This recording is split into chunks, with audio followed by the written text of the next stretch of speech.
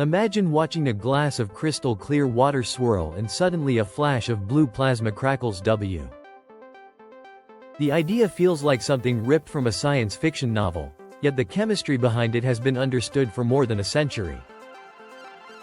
Today, with the surge of rooftop solar panels and the relentless climb of gasoline prices, the question that haunts every homeowner is whether we can actually turn the water we drink and the electricity we already harvest into clean, usable fuel right under our own roofs. The promise is simple.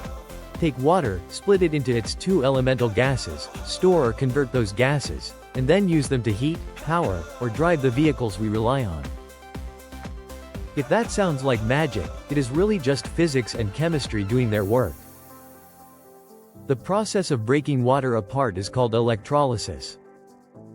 In its purest form, an electric current passes through water, pulling the hydrogen atoms away from the oxygen atoms. The reaction can be written as water turning into 2 parts hydrogen and 1 part oxygen, with a bolt of energy feeding the transformation. The minimum energy required for that split is roughly 237 kilojoules for every mole of water, a figure that defines the theoretical limit. Real-world systems, however, never reach that ideal. They operate somewhere between 60 and 80% of that efficiency, meaning a good portion of the electricity you feed in is lost as heat. There are 3 main families of electrolyzers that engineers use today.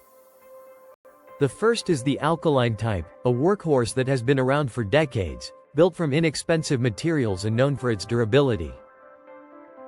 The second family is the polymer electrolyte membrane, or PEM, which runs at higher current densities, reacts faster, and can be paired directly with intermittent renewable sources like solar because it can start up and shut down quickly. The third, still largely in the research stage, is the solid oxide electrolyzer that works at very high temperatures, using heat to boost efficiency, but demanding materials that can survive such extremes. Each of these technologies has its own set of metrics, current density, stack lifespan, cost per kilowatt, that determine how practical they are for a house-scale installation. Safety, of course, cannot be an afterthought. Hydrogen is the lightest element and it burns with an invisible flame, so proper ventilation, leak detection, and pressure management are essential. Modern designs incorporate sensors that shut down the system the instant a stray molecule is detected, and tanks are built to withstand pressures up to 700 bar, far beyond what a typical kitchen appliance can handle. That may sound daunting, but the same engineering principles protect the hydrogen fueling stations you see along highways today, and they can be scaled down to fit under a sink. Now that we have hydrogen, what can we actually do with it? The most direct route is to feed it into a fuel cell, a device that combines hydrogen with oxygen from the air to produce electricity, water, and a modest amount of heat. Fuel cells operate at efficiencies around 50 to 60%, turning chemical energy into electrical power that can run lights, chargers, or even a whole home microgrid. In a small residential stack, you might see a few kilowatts of output, enough to offset a portion of your daily electricity consumption, especially during sunny afternoons when your solar panels are already generating surplus power. If you prefer to store the energy for later use, compressing hydrogen into high-pressure cylinders is the standard method. When you compare the energy density of compressed hydrogen to that of gasoline, you'll find that hydrogen holds roughly 120% of the energy per kilogram, but it takes up more space because it is less dense. That trade-off is why many innovators are looking at turning the excess hydrogen into liquid fuels, a process often called power-to-X.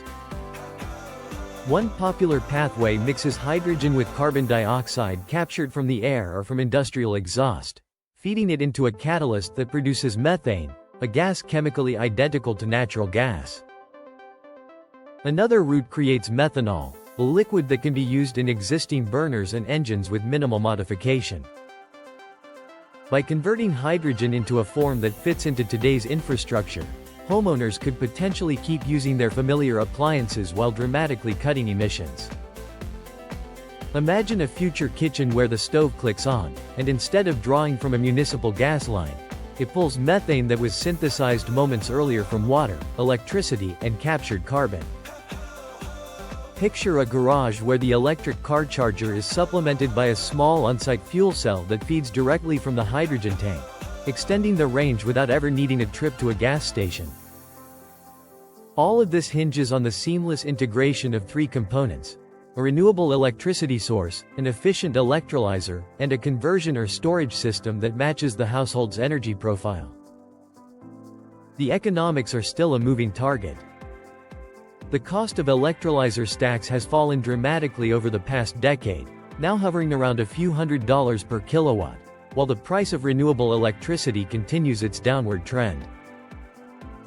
However, the capital outlay for a complete home-scale system, electrolyzer, compression, storage, and fuel cell, still runs into the tens of thousands of dollars.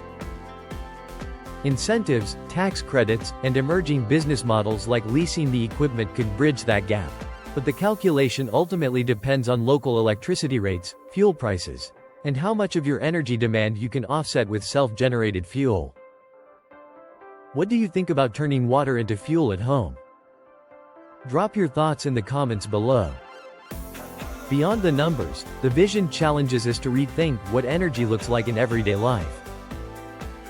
No longer is power a distant utility that arrives through buried cables. It becomes a personal, on-demand resource that you can produce, store, and use without leaving your property. The next sections will dive deeper into the specific designs of residential electrolyzer units, explore case studies where pilots have already been installed, and examine the regulatory landscape that will either accelerate or stall this transition. Stay with me, because the possibilities are as exciting as they are complex, and the journey from a glass of water to a clean fuel-powered home is about to unfold. If this is blowing your mind, hit that subscribe button and give this video a like so we can keep exploring together. Imagine you walk into a kitchen that looks like any other, but hidden behind a sleek stainless steel panel is a compact electrolyzer the size of a dishwasher. It draws power from the rooftop solar array, pulls in a few liters of tap water, and in a matter of minutes produces a fresh batch of hydrogen that is immediately routed to a small fuel cell stack tucked under the counter. The stack quietly powers the refrigerator, the lighting, and even the induction cooktop, all while the byproduct water drips back into the sink for reuse. This is not a scene from a distant future. It is a configuration that a handful of early adopters have already assembled in their homes. One of the most promising designs embraces a modular approach. The core unit, often called a home electrolyzer module, consists of a rugged stack of membrane electrode assemblies sandwiched between stainless steel plates. The module is sealed, insulated, and equipped with an integrated water management system that filters and preheats the incoming water using waste heat from the fuel cell. The whole package plugs into the existing electrical panel, much like a high-efficiency washing machine, and can be scaled up by simply adding another module side by side. Manufacturers are aiming for a plug-and-play experience, where the homeowner only needs to set the desired hydrogen production rate on a touchscreen interface, and the system takes care of the rest.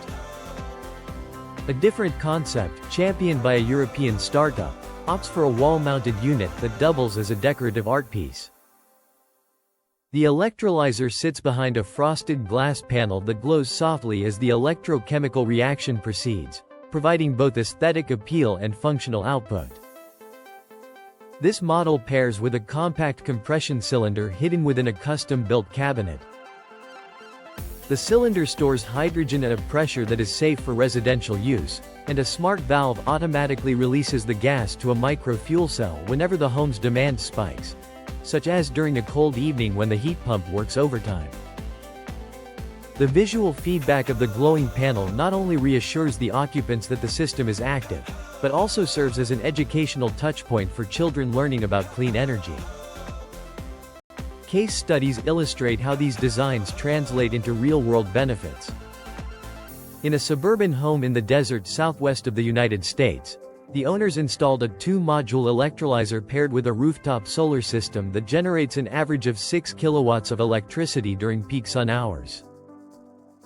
Over the course of a typical summer day, the electrolyzer produces enough hydrogen to run a fuel cell backup generator that supplies the entire household for 30 minutes during a grid outage.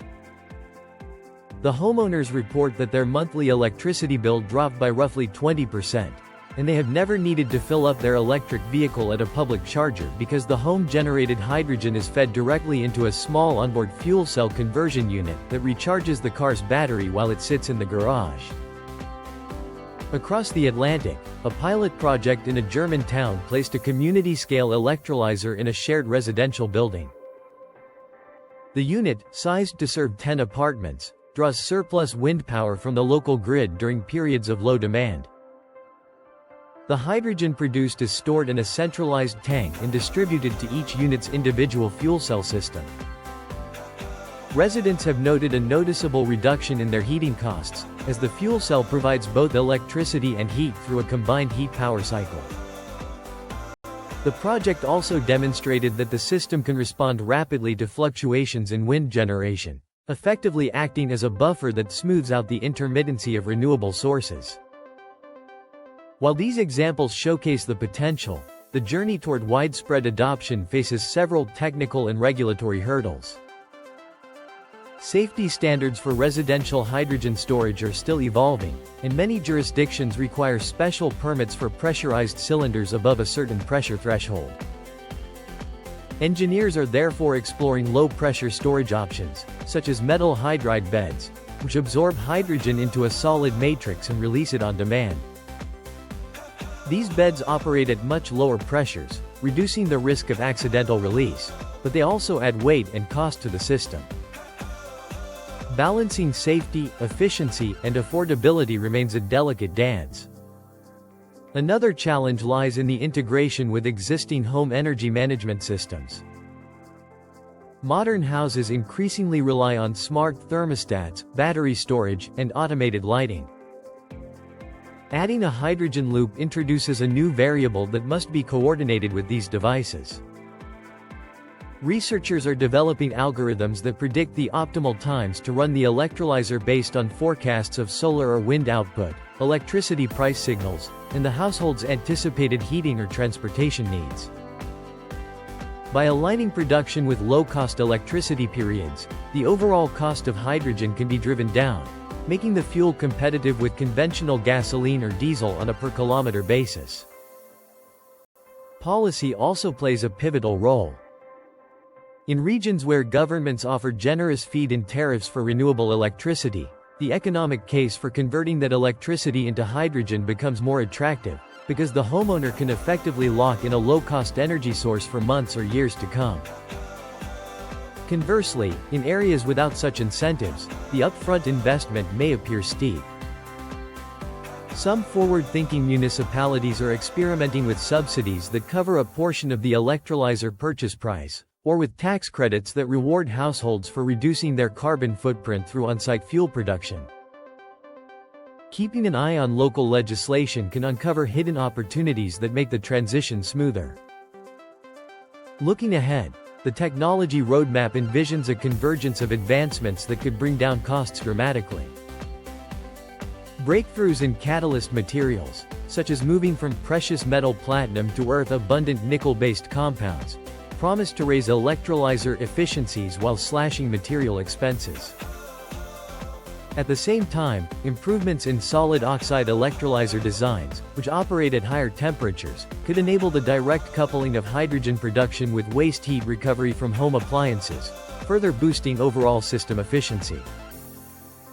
As these innovations mature, the price per kilogram of home-produced hydrogen could approach that of traditional fuels, especially when paired with ever-cheaper renewable electricity. The social impact of democratizing fuel production should not be underestimated. In remote or off-grid communities, a compact electrolyzer paired with a small solar array could provide a reliable source of clean cooking fuel, eliminating the need for charcoal or diesel generators that contribute to indoor air pollution. In disaster-prone regions, the ability to generate hydrogen on the spot could power emergency shelters when the grid is down, offering a resilient lifeline. By shifting some of the energy generation burden from centralized plants to individual homes, We also reduce transmission losses and relieve stress on aging infrastructure. Now that we've explored the hardware, the real-world examples, the obstacles, and the future possibilities, the question returns to you. Would you consider turning your tap water into a personal fuel source? Could you see a sleek electrolyzer becoming as commonplace as a dishwasher in the next decade? Share your thoughts in the comments below. I'm eager to hear which aspects excite you the most and which concerns you might have. If you found this deep dive into home-generated clean fuel enlightening, please give the video a thumbs up and consider subscribing. Your support helps the channel keep bringing you the latest on emerging energy technologies, and it lets us continue to explore how science can reshape everyday life. Stay curious, stay empowered, and until next time, keep imagining a world where the power you need is right at your fingertips.